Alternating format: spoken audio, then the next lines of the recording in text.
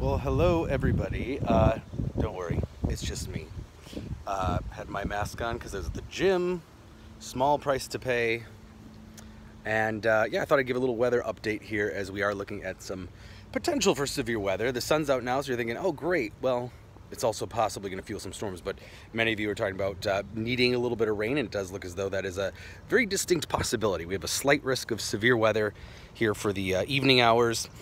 Pretty small area, and this is a bit of an upgrade from what we saw a little bit earlier. The main threat is primarily wind. We're looking at the potential for some of those straight line wind gusts out of some of these storms as we head into the evening hours primarily. Could see a little hail, but again, it's mainly a couple isolated storms that could produce some strong winds. There will be some locally heavy rainfall, but as is the case with thunderstorms, you'll get an inch here and then maybe down the road, 1/10 of an inch.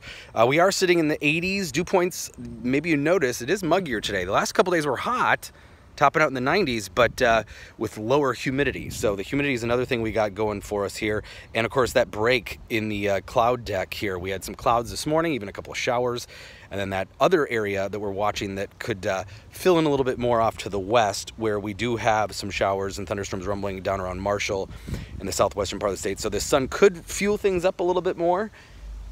We'll have to kind of see. We didn't get quite as much sun as necessary to create more widespread storms, but regardless, looks as though we will see some thunderstorms. Here's simulated radar from the one of the models, short-term models that we use. This is about 8, 9 o'clock this evening. Some heavy rain, lightning, thunder, and again, that possibility initially of some wind gusts here in that 6, 7, 8 o'clock time frame, maybe a little earlier as you head into the west central part of the state. So that's what it's looking like. We'll probably update you later, trying to get back onto this probably Sunday and Thursday video forecast updates for the week ahead, and then also for the weekend ahead.